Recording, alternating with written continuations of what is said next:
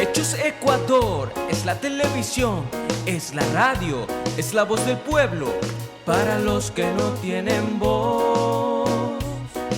Saludos Ecuador, saludos, un abrazo, vamos a seguir con las entrevistas acostumbradas, hoy vamos a tratar el tema de la CIDH sobre los actos de violencia en la penitenciaría ecuatoriana y en algunas cárceles. Es terrible esto, ¿no? El colectivo Sede ha tuiteado, bueno, en fin, he invitado a alguien muy especial, es una persona a la que yo considero mucho, es una persona que conoce mucho de este tema, es una mujer que trabaja mucho en derechos humanos, se trata de la abogada Sonia Vera, con ella vamos a conversar en un minuto. Antes déjenme decirle que orgullosamente, digo orgullosamente, que es manabita Sonia Gabriela Vera García, máster en Derecho Administrativo de la Universidad Andina Simón Bolívar, especialista en Derecho Electoral y activista de Derechos Humanos, doctorante en PhD de la Ciudadanía y Derechos de la Universidad de Barcelona, experta gubernamental ante el mecanismo de las naciones, abogada manabita Sonia Gabriela Vera García. Con ella vamos a conversar en este momento. Entre su currículum es inmenso, me voy a estar casi que 10 minutos más del currículum, pero solamente con decirles que ella fue consejera del Consejo de Participación Ciudadana 2015-2018. Ha estado también en Naciones de Unidad contra la Corrupción 2011-2013, solicitante de la protección internacional ante el gobierno español desde 2018, asesora jurídica voluntaria en organizaciones de la sociedad civil de migrantes en Europa y USAID de Unidad contra la Corrupción 2011-2013.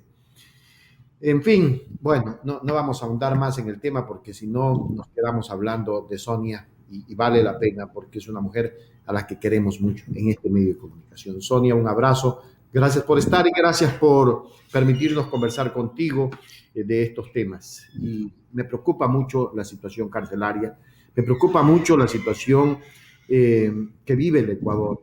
Empecemos con esto de la condena que hizo la CIDH a los hechos de violencia.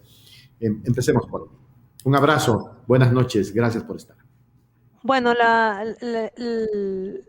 lo que ha hecho la Comisión Interamericana de Derechos Humanos, pues es una resolución ampliando las medidas cautelares sobre el sistema carcelario en el Ecuador, porque es preocupante, son más de 120 personas que han sido asesinadas macabramente. Las últimas matanzas, pues, están dentro de las peores, incluido de las cárceles de Brasil y de mismo México. O sea, masacres como las que han habido en el Ecuador, pues no tienen precedentes. Obviamente es muy preocupante, pero el detonante es ese sistema represivo que existe actualmente. Muchos abogados, consideran que aumentar las penas previene el cometimiento de delitos, pero no es así. Creo que el sistema penitenciario afronta una de las peores crisis que ha habido en la historia del país. Se ha desinstitucionalizado al ministerio, que era el Ministerio de Justicia y Derechos Humanos, se lo ha mutilado, se lo ha convertido en una Secretaría de Derechos Humanos, y lamentablemente, pues, esta crisis lo que está haciendo es develar todas las falencias que tiene el Estado ecuatoriano, ¿no? Yo creo que la solución es integral.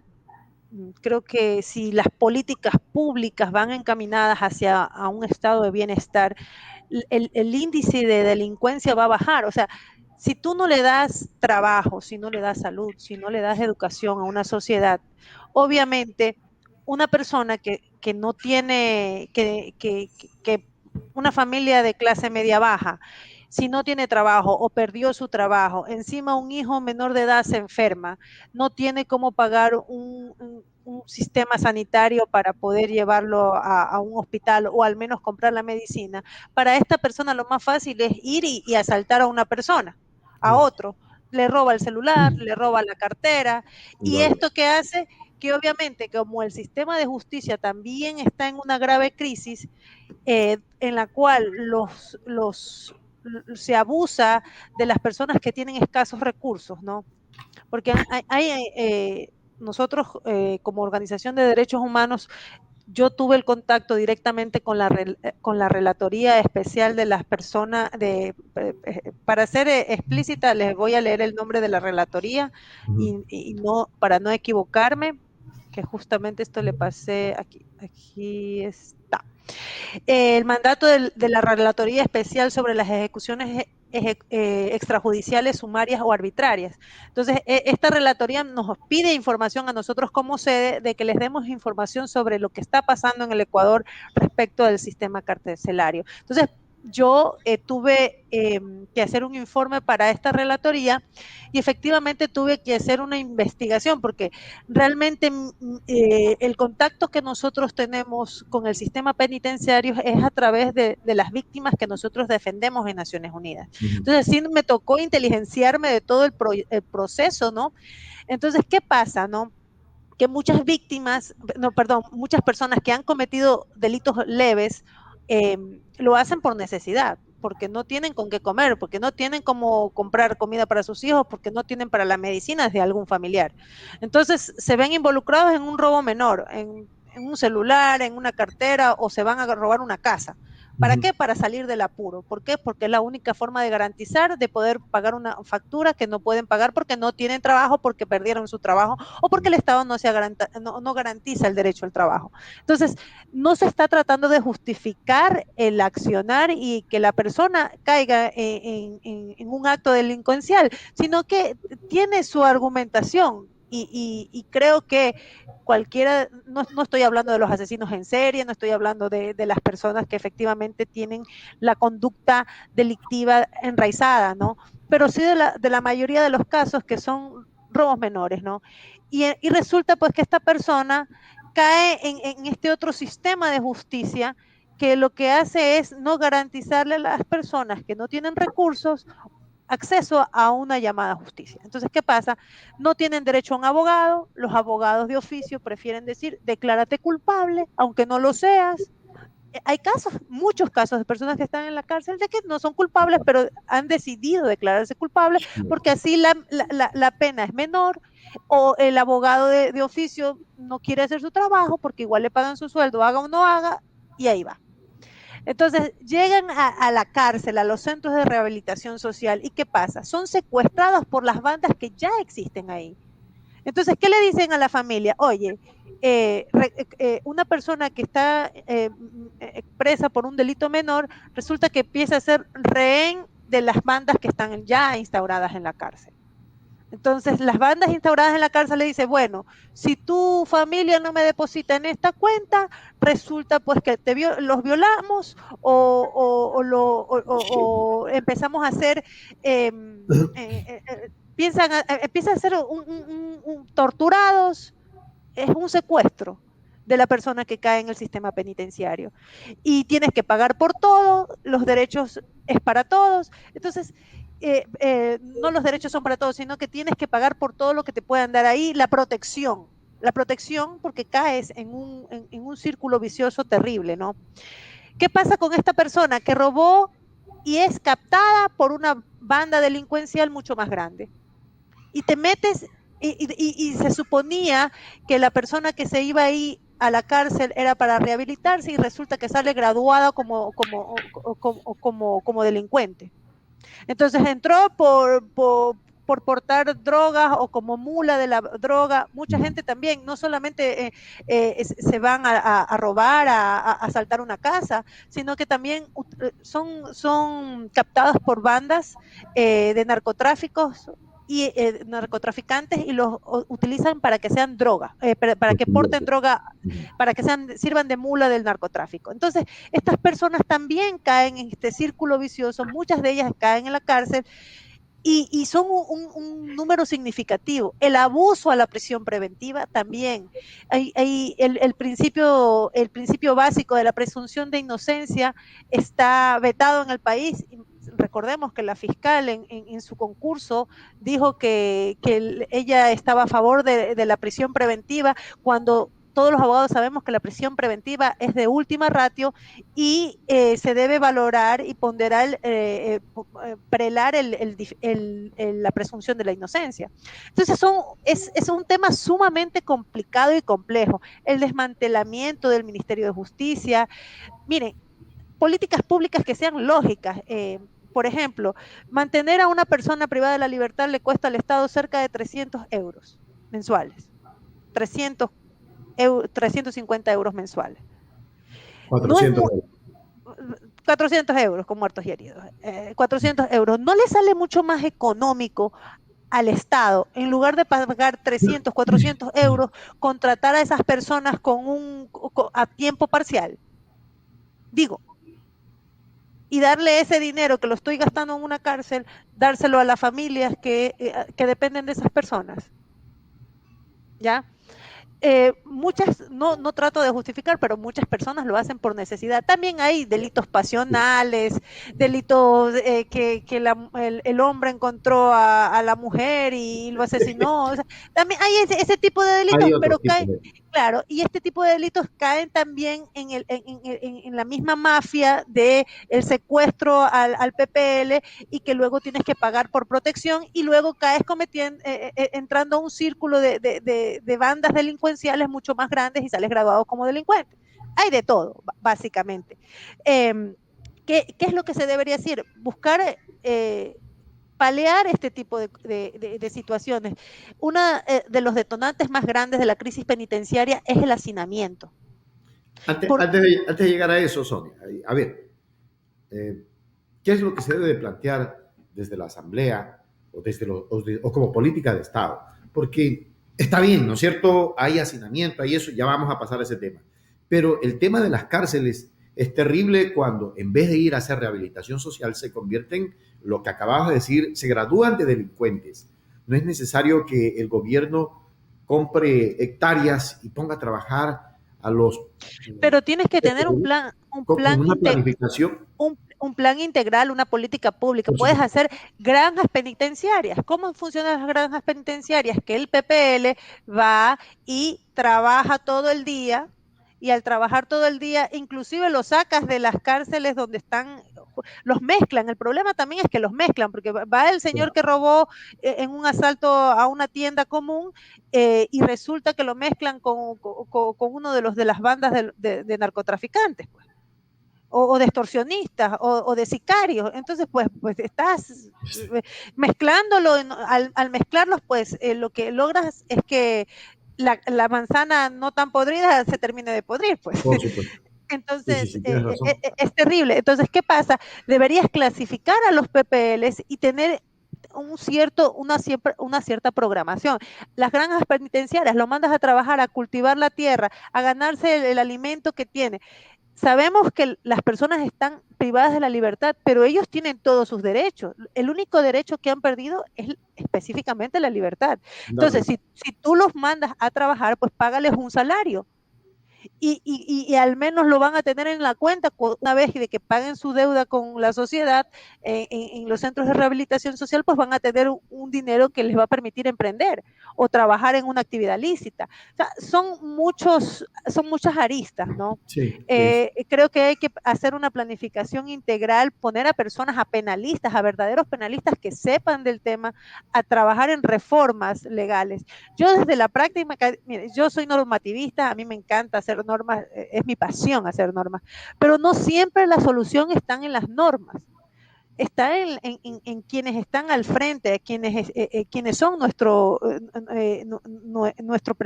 presidentes, nuestros asambleístas, nuestras autoridades de control. No siempre la respuesta está en las normas, porque puedes tener las normas más hermosas, pero que las personas, y más garantistas de derechos, pero si la persona que está al frente del Estado no las cumple, o busca la manera de torcerla, no se garantiza un estado de bienestar, ¿no? Entonces yo creo que este problema se va a seguir agudizando, específicamente porque eh, las tasas de desempleo están de picada.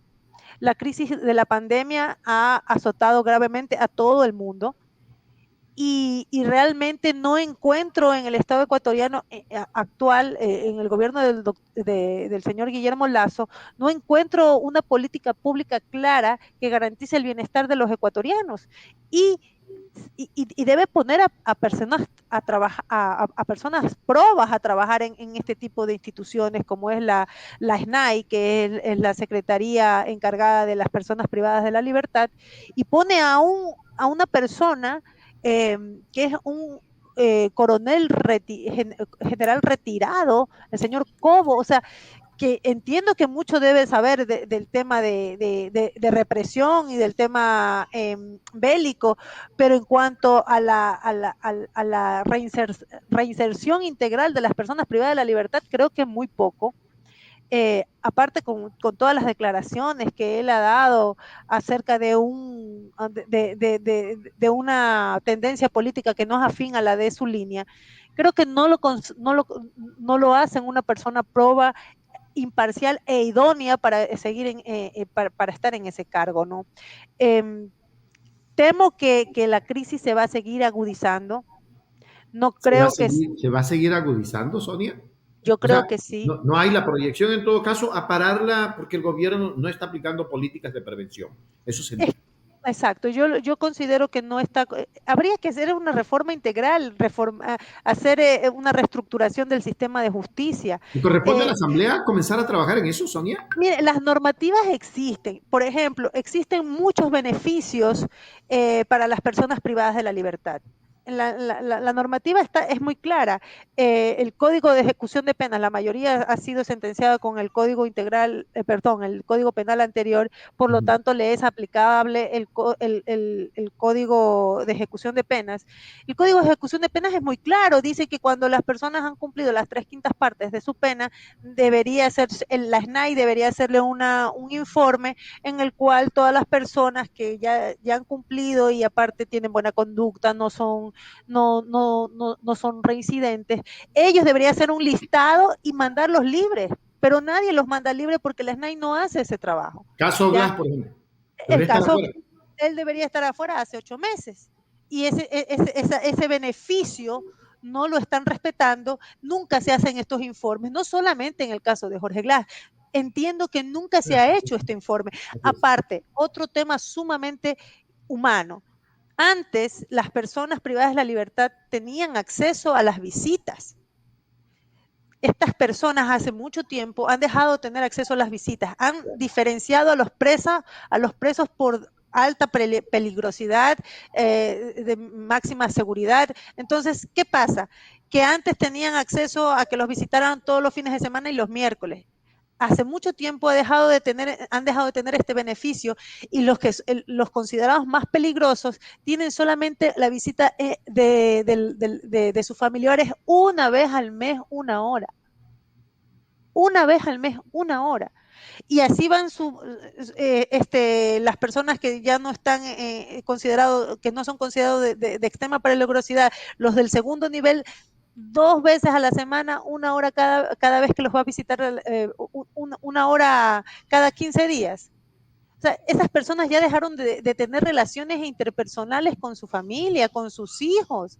Se Esas vuelven personas, peores. Se vuelven claro, peores. están Agresivos. en total aislamiento. Por eso es que vemos esas imágenes horrendas de corazones en la mano, descuartizados, porque ya dejaron de tener contacto con la realidad. Que está bien, que han cometido errores, que han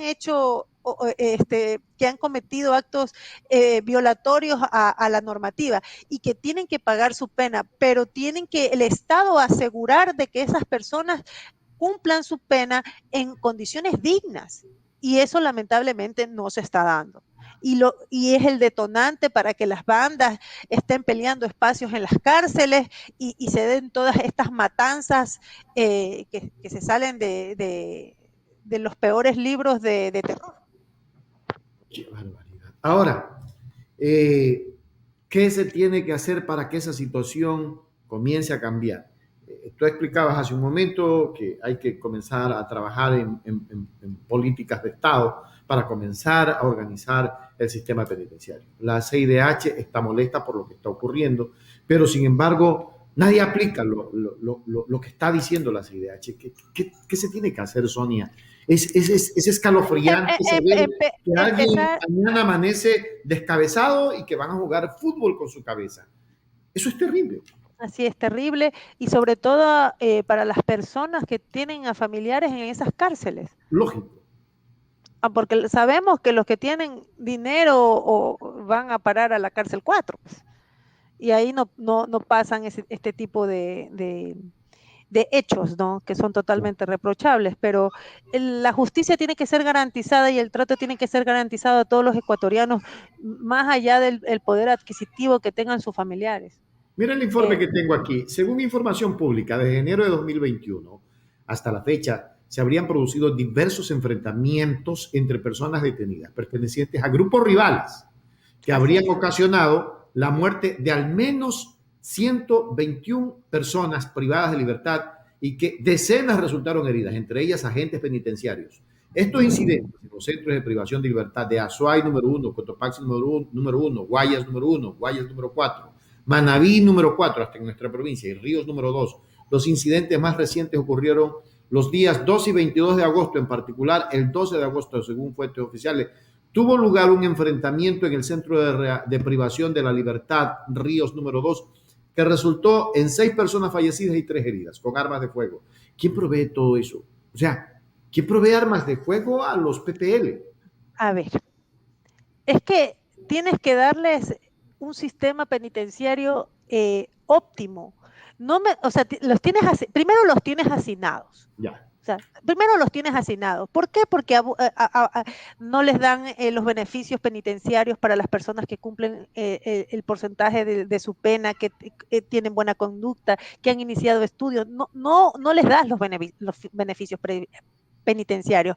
Se abusa de la prisión preventiva porque la fiscal es la primera en avalar esto, ¿ya? Entonces, tienes cárceles hacinadas, tienes presos mezclados, los más peligrosos con los delincuentes comunes, donde terminas de hacerte más delincuente.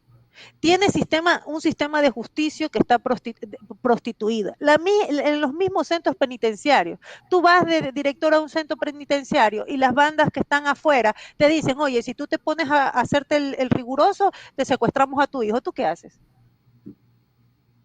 ¿Tú qué haces? Te haces de la vista gorda. Entonces, ¿qué hacen las personas que están adentro? Los guías penitenciarios son mal pagados. Wow. Entonces, son sujetos a ser comprados por los PPLs. Entonces, todo es un círculo vicioso que tiene que ser una estrategia estructural. Una reingeniería completa. Exactamente. Los defensores públicos que se cruzan de manos, que muchas personas son inocentes y no las defienden, sino que le dicen declárese culpable porque es más fácil para mí. O sea, y hay mucha gente que es inocente que está en la cárcel. Un amigo, un colega, amigo que es dedicado penalista a estos temas, que no divulgo su nombre porque no me ha autorizado a nombrarlo, me decía, mira, el 60% de las personas que están presas son inocentes. ¿El cuánto? 60. El 60. 60%, o sea que un 40% apenas está con responsabilidad. Inclusive ahí pues habrán diferencias de tipos de responsabilidades. No todo el 60% es responsable de lo que está haciendo. Entonces, por ejemplo, me comentaba mi colega, me decía, mira, si inclusive el hecho delictivo lo cometen 2 personas y resulta que entre cómplices e encubridores se declaran culpables en primer grado 15, pero solamente el acto lo cometieron 5, pero 15 se declaran culpables. ¿Por qué? Porque es mejor para los defensores públicos que todo el mundo se declare culpable. Claro. No tiene que hacer nada, ¿verdad? Exacto. Entonces, esa es la realidad, ¿ya? Esa es la realidad. Lamentablemente muy poca gente la habla, y para la gente que está en su zona de confort es mejor que se endurezcan las penas y que estos no son seres humanos, que estén podridos en la cárcel, asesinatos, y si se matan entre ellos mejor. Para muchos para muchas personas las he escuchado hablar en ese sentido, cuando cualquier persona que respete los derechos humanos no debería hablar en esos términos. Por supuesto. Ahora dice que, de acuerdo a los principios y buenas prácticas de la protección de los derechos de las personas privadas de la libertad en las Américas, la Comisión Interamericana de Derechos Humanos reitera que los estados tienen el deber ineludible de adoptar medidas concretas e inmediatas para garantizar los derechos a la vida e integridad personal. El Estado ecuatoriano está haciendo eso. Obviamente que no, obviamente que no. O sea, realmente esto se ha salido de las manos. Entiendo que el gobierno actual ha heredado este problema del gobierno anterior. Del Entonces, Morenato. sí, yo creo que el sistema penitenciario no era el mejor del mundo el que teníamos antes, pero al menos estaba queriendo encaminarse para trabajar y ir mejorando poco a poco. Entonces, todo lo que se había trabajado se lo echó a la basura.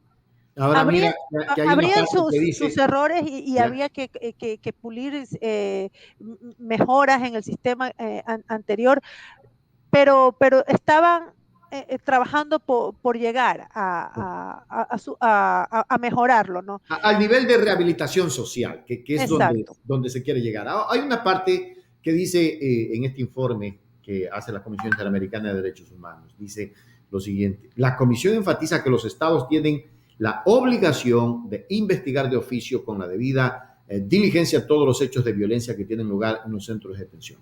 Pero no hay ningún informe que se haya emitido a la ciudadanía, si eso se está investigando, si la investigación está Miren, avanzada. a raíz de la comunicación del mandato de la Relatoría de Ejecuciones Extrajudiciales, Sumarias y Arbitrarias, yo tomé contacto con la Defensoría del Pueblo Ya.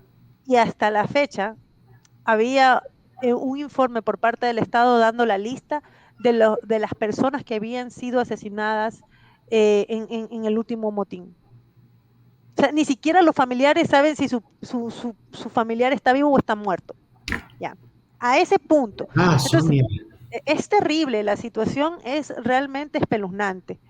Entonces, creo que es importante alzar la voz y que la ciudadanía sepa que mañana o pasado puede ser cualquier familiar nuestro que esté por A o B circunstancia en un centro de rehabilitación social.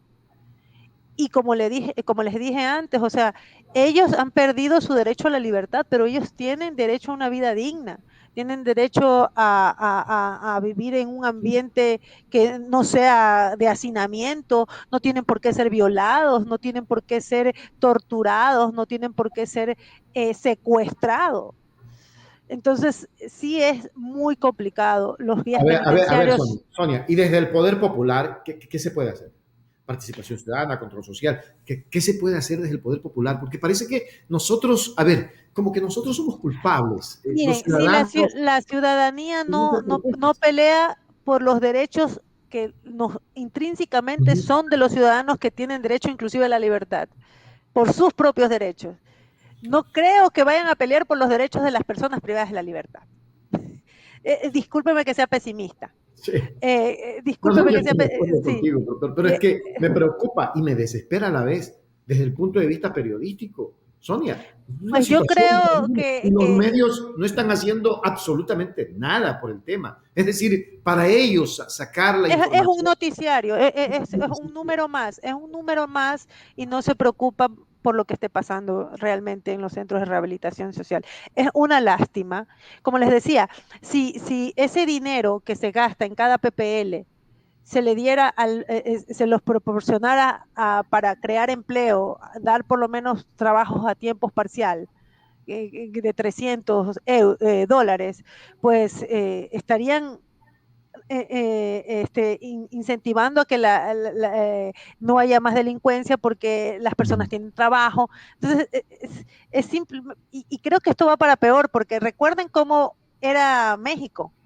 México ahora con el alto índice de narcotráfico cómo están las cárceles mexicanas. Esto también está en Colombia. El narcotráfico en Colombia, por más de que haya la colaboración de Estados Unidos, se está saliendo de las manos. Y esto simplemente lo que pasa es que se va trasladando a los otros países. Y creo que simplemente este problema del narcotráfico que ha venido ahondándose durante los últimos años en Colombia, simplemente por un tema de expansión está llegando a Ecuador y va a tener efectos nocivos y esto es simplemente una punta que se está empezando a ver. Y aparte, vamos a las estadísticas de sicariato. Entonces, las estadísticas claro, y son ajustes de cuentas de los temas que están pendientes en los centros de rehabilitación social, de las bandas y de las peleas de bandas, luego empiezan a tomarse las calles. Y ahí quiero ver el accionar del gobierno. Tiene que poner gente idónea a crear políticas públicas estructurales que realmente puedan apalear esta crisis, porque luego lo que vamos a tener es que estos grupos delincuenciales van a tener el suficiente poder para tomarse partidos, para poder ganar elecciones. Esa es la segunda parte, lo que hemos visto en México, lo que hemos visto en Colombia. Eso es la segunda parte que está por pasar en Ecuador si no se le pone un freno a esta crisis que ya está pasando todos los límites que se podrían esperar en una sociedad como la nuestra.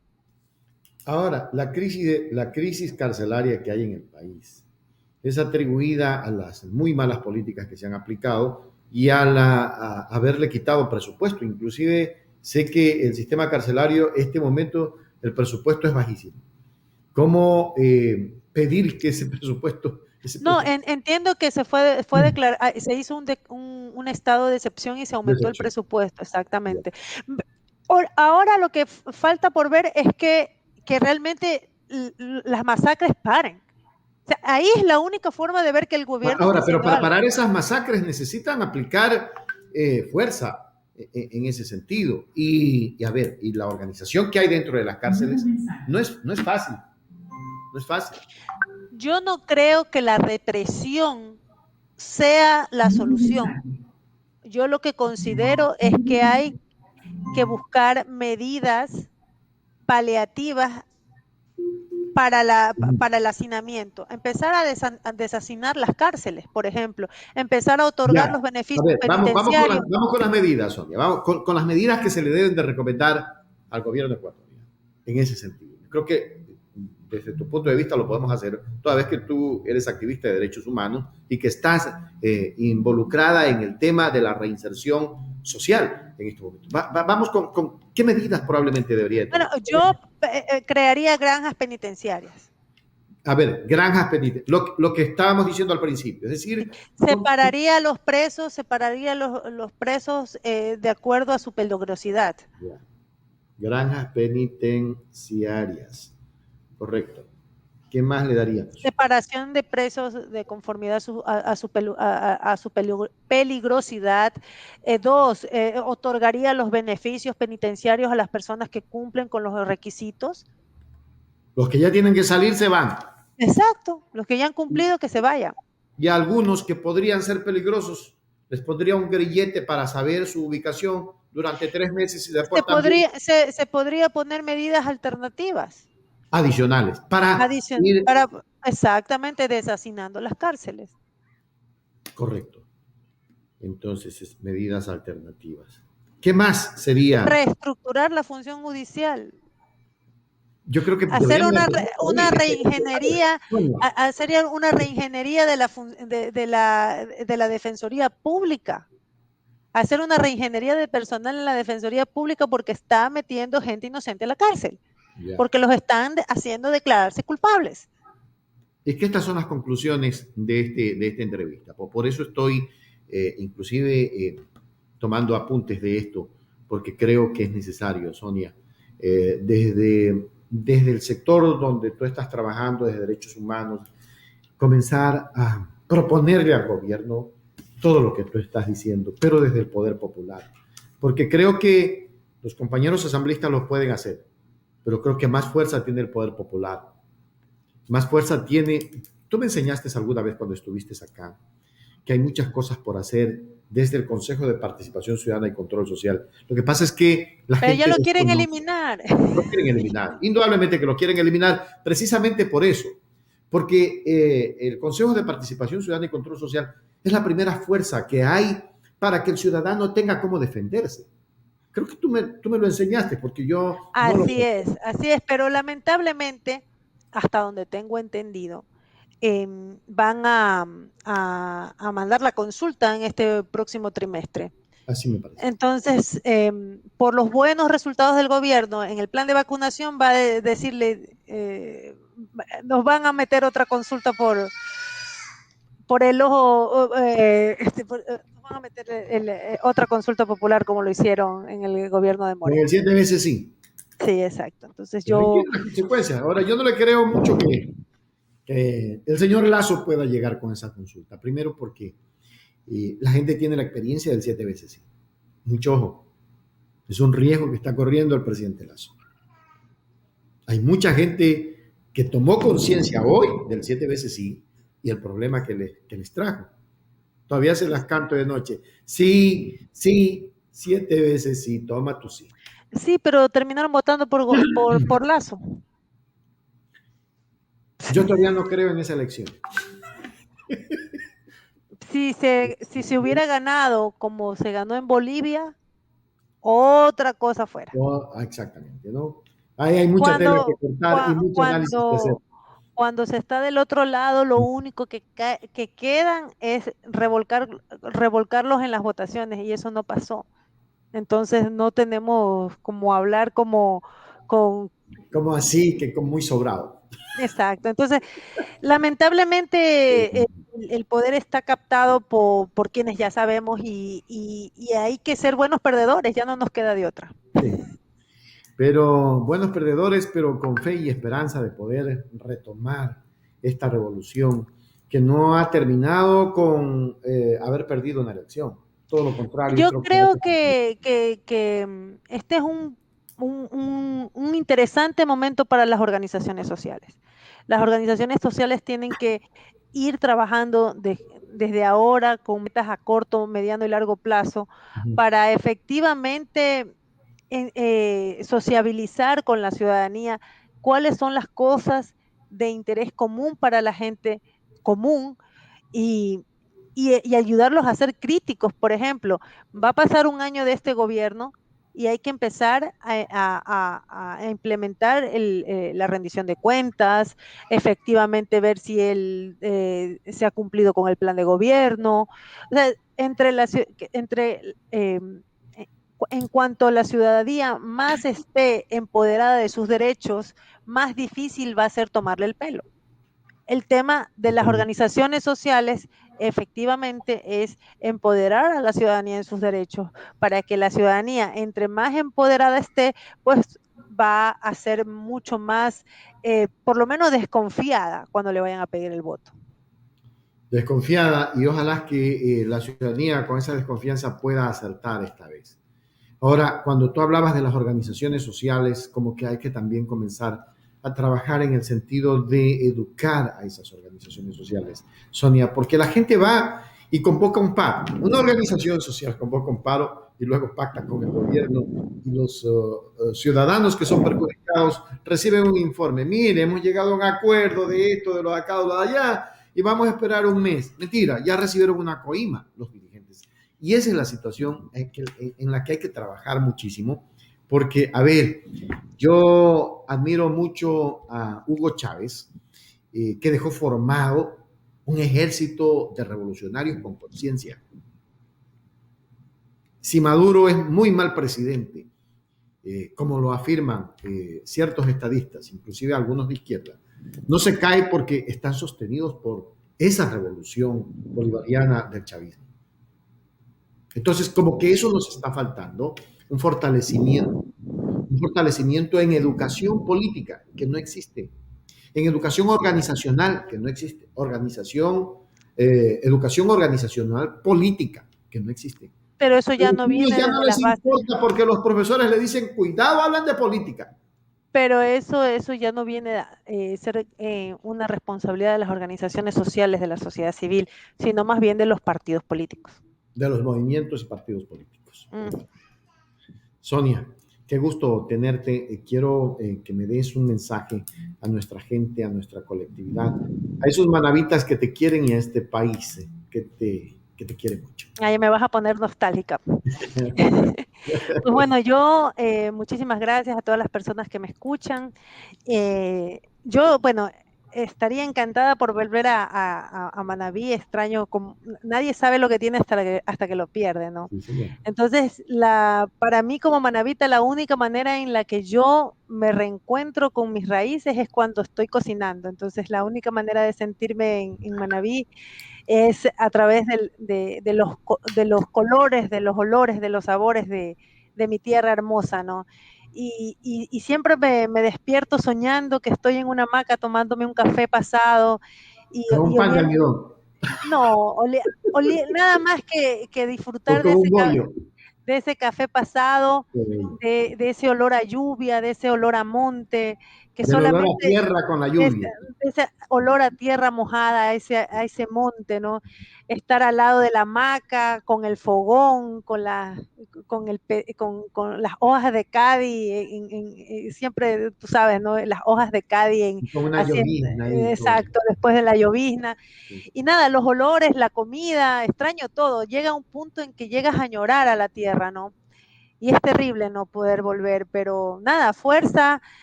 Gracias a Dios estoy en Europa, donde la fuerza del migrante solo se compara con la manabita. Así es. Sí, es de verdad. Qué lindo. Sin llorar, ¿cómo estás allá? ¿Si estás bien? ¿Estás bien? En la medida de lo posible. Cuidado, cuidado con el llanto, que el llanto no hace bien. Sí, en la mujer saca toda la mala energía que tiene, la mala fuerza, pero en sí es parte de eso, de que te quita tu fortaleza y tú eres muy fuerte. Lo he visto, lo he palpado y creo que todos los manavitas valoramos eso. Alguna vez decía Sonia a la vicepresidencia, Sonia a la presidencia, ¿recuerdas? Y lo dije y lo sigo diciendo.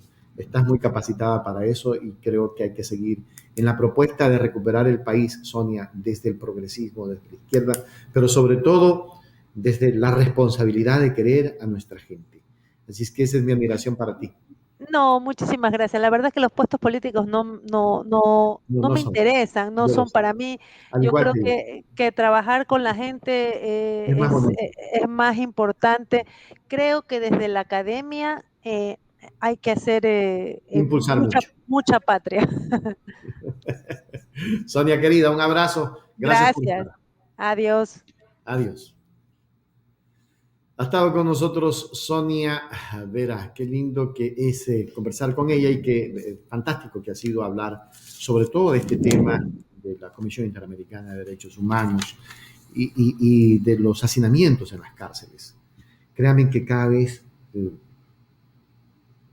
se me viene al pensamiento aquello que tenemos que fortalecer la espiritualidad en el ser humano, con Dios tomados de la mano para hablar de principios. Los principios son fundamentales en la vida del hombre. Y esos principios solamente cuando tú caminas con la verdad, cuando abres tu corazón a los demás y sobre todo cuando tienes propuestas firmes, serias, responsables para entregarle a tu pueblo. Y de acuerdo con Sonia, yo no participaría en política. Participaría con ustedes de la mano para dar un mundo más humanista que tanta falta nos hace. Vamos a seguir con más. Volvemos inmediato. Hechos Ecuador es la televisión, es la radio, es la voz del pueblo para los que no tienen voz.